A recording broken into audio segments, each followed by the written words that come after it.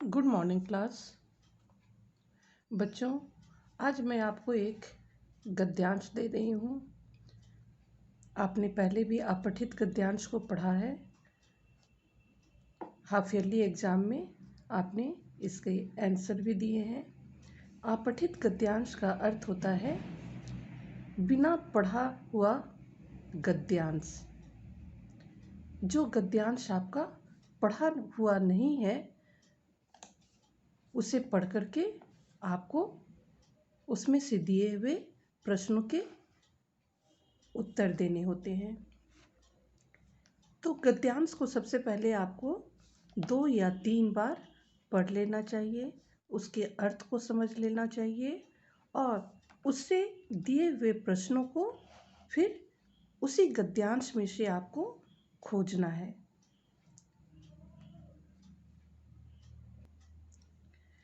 गद्यांश के प्रश्न 2 प्रकार से पूछे जा सकते हैं।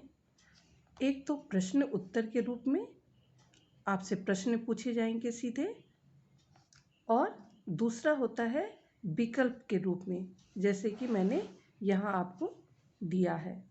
यानी 2-3 आंसर रहेंगे, उसमें से जो सही आंसर होगा उसे आपको चुनना होता है। तो अब तक आप समझ गए होंगे। ये फाइनल एग्ज़ाम के लिए मैं आपको फिर से एक बार तैयारी करवा दे रही हूँ अपठित गद्यांश का। तो चलिए हम इसे पढ़ते हैं और फिर समझते हैं। नारियल बहुत ही उपयोगी पेड़ है।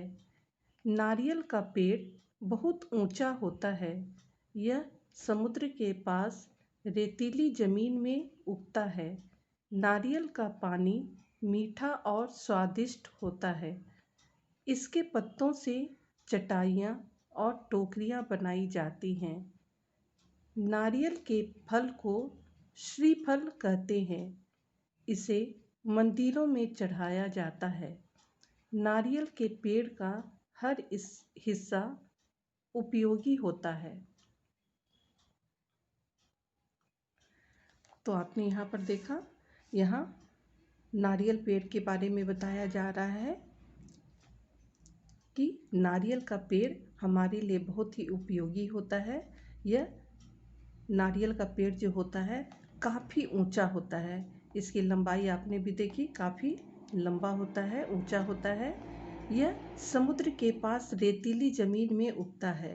यह रेतीली ज़मीन में यानी जहाँ काफ़ी मिट्टी हो, बालू हो, वहाँ पर उस ज़मीन पर यह उगता है। इसके लिए ज़्यादा पानी की आवश्यकता नहीं होती है। नारियल का पानी मीठा और स्वादिष्ट होता है। आपने नारियल का पानी पिया है कि नहीं, लेकिन अगर आप पियोगे तो यह काफ़ी मीठा होता है और काफ़ी ठंडा भी होता है। आमतौर पर गर्मी के मौसम में लोग नारियल का पानी ज़्यादा पीते हैं क्योंकि ये पेट में ठंडक प्रदान करती है। इसके पत्तों से चटाइयाँ और टोकरियाँ बनाई जाती हैं। नारियल के पेड़ के जो पत्ते होते हैं वह काफ़ी मजबूत होते हैं और इसके पेड़ के पत्तों से आमतौर पर चटाइयाँ और टोकरियाँ बनाई जाती है जो काफ़ी दिनों तक चलती हैं, यानी काफ़ी मजबूत होती हैं। उसके पत्ते जो होते हैं काफ़ी मजबूत होते हैं। नारियल के फल को श्रीफल भी कहते हैं। तो एक नाम आपने और जान लिया कि नारियल के फल को हम श्रीफल भी कहते हैं। आपने देखा होगा कि मंदिरों में नारियल चढ़ाया भी जाता है। नारियल के पेड़ का हर हिस्सा उपयोगी होता है, यानी इसके फल को हम खाते भी हैं। इसके पत्ते से चटाइयाँ और टोकरियाँ भी बनाई जाती हैं। इस तरह से हर भाग इसका काफ़ी उपयोगी होता है। तो आज आपने नारियल के बारे में जाना।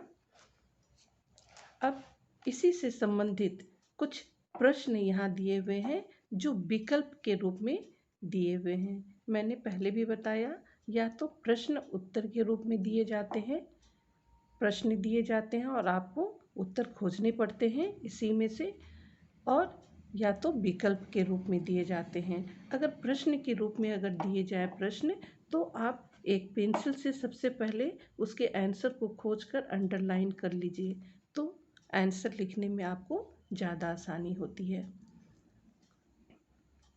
यहाँ पहला प्रश्न है, नारियल का पेड़ कैसा होता है? छोटा, मोटा और ऊंचा। यहाँ 3 विकल्प दिए हुए हैं। इन 3 विकल्प में से आपको सही विकल्प चुनना है कि इसका सही आंसर क्या होगा। उसे आपको टिक लगाना होगा। दूसरा प्रश्न है, यह कहाँ उगता है? पानी में, रेतीली ज़मीन में और पहाड़ पर। तो इसमें से भी आपको सही ऑप्शन पर आपको टिक लगाना होगा कि यह पानी में उगता है, रेतीली ज़मीन में उगता है या पहाड़ पर उगता है। चौथा प्रश्न है, नारियल का पानी कैसा होता है? मीठा, खट्टा, नमकीन। इन तीनों में से सही ऑप्शन पर आपको टिक लगाना है। नारियल के फल को क्या कहते हैं? श्री राम, श्रीफल और श्रीफूल। यहाँ आपके आंसर दिए हुए हैं। यहाँ से आप उसके आंसर को ढूंढ लीजिएगा और जो सही आंसर होगा उस पर आप टिक का निशान लगा दीजिएगा।